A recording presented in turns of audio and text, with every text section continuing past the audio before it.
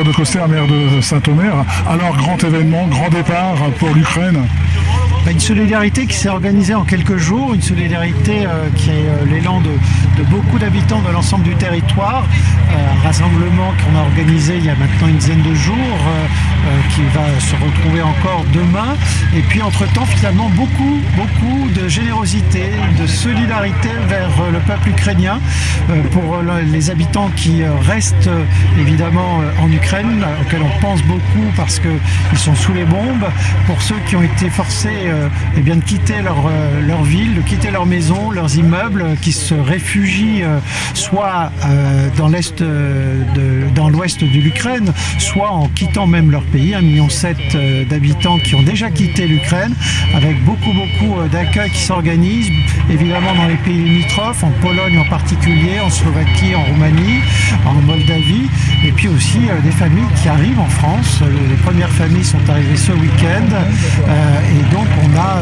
évidemment des actions de solidarité qu'il faut déployer à la fois pour aller porter du matériel de première nécessité vers les Ukrainiens qui ont été forcés de se déplacer, de quitter leur logis et qui sont notamment à la frontière en Pologne, et puis aussi une solidarité envers celles et ceux qui sont maintenant notamment sur notre territoire.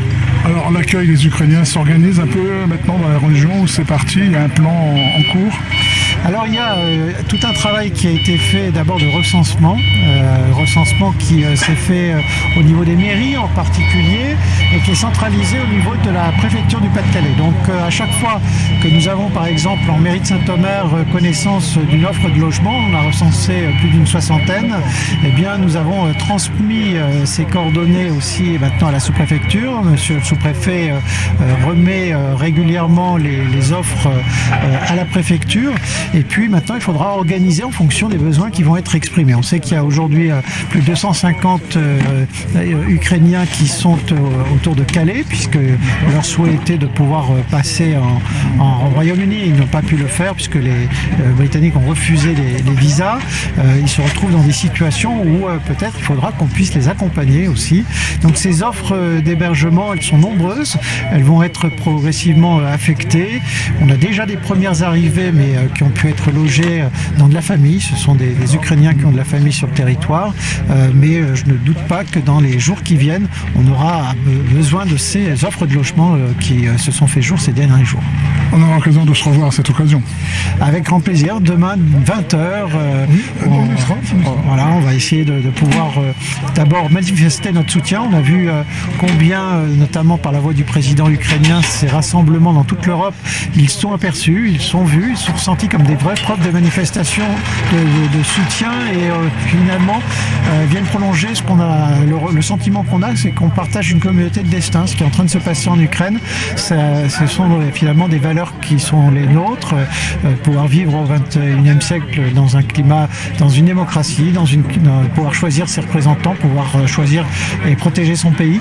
Tout ça sont des choses qui nous atteignent beaucoup, et donc le fait qu'il y ait eu beaucoup de rassemblements, eh bien, on a bien vu que les Ukrainiens, les autorités ukrainiennes y étaient très sensibles. Moi, j'ai eu l'occasion la semaine dernière d'avoir un échange direct avec la vice-première ministre ukrainienne à l'occasion d'une visioconférence avec quelques collègues, et toutes ces marques de sympathie sont très importantes. Mais en même temps, demain, ce sera aussi le moment de pouvoir rappeler ce que le territoire a essayé de mettre en place, la générosité des habitants qui est énorme. On a été tous à la manœuvre pour pouvoir accueillir et faire ces collectes de dons. Maintenant, ça va s'inscrire dans la durée. Il y a beaucoup d'initiatives. On va essayer d'en valoriser un maximum pour donner tout simplement à voir un territoire qui s'est organisé pour pouvoir venir en aide au peuple ukrainien. Alors je vous donne tous rendez-vous demain soir à 20h devant le théâtre sur la place Foch. Vous venez avec une petite bougie ou une torche électrique, c'est bien ça? Il sera 20h, donc évidemment on sera un peu dans le noir. Il y aura bien sûr toujours les couleurs du drapeau ukrainien qui vont venir éclairer le moulin à café comme samedi d'il y a une dizaine de jours.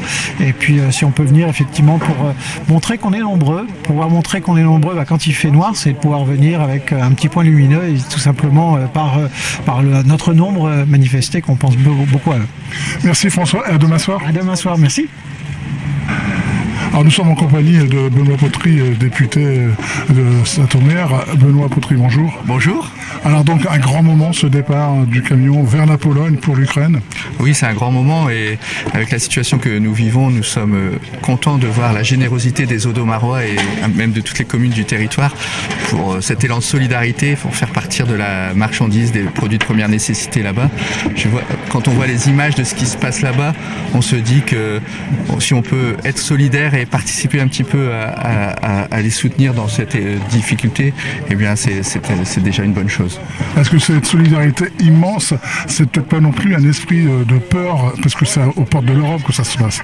C'est vrai qu'on pensait que la guerre c'était plus possible en Europe, et souvent quand on parle de guerre ou qu'on pense guerre, on pense que c'est loin, et là en fait non, c'est à moins 2 heures d'avion de Paris, et c'est des gens qui ont la même civilisation que nous, c'est des Européens comme nous, et c'est vrai que quelque part ça réveille des vieux souvenirs que nous on n'a pas connus, mais qu'on a appris avec l'histoire, et on se dit en fait on pensait que la guerre c'était fini en Europe, mais non, ça peut encore arriver, et puis on se dit qu'il suffit d'un ou deux dirigeants un peu fous, on va dire, et puis voilà, tout peut basculer, donc quelque part ça fait peur, oui.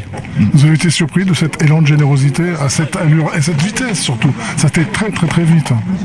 Oui, j'ai été surpris, et c'est vrai que là quand on voit toute la marchandise qui était en quelques jours, puisqu'en fait la mobilisation s'est faite en très peu de jours, eh bien on se dit qu'on a encore nos concitoyens, les habitants de ce territoire, les Français sont encore généreux et ont encore des bonnes valeurs, et ça fait plaisir et chaud au cœur. Merci Benoît. Merci à vous.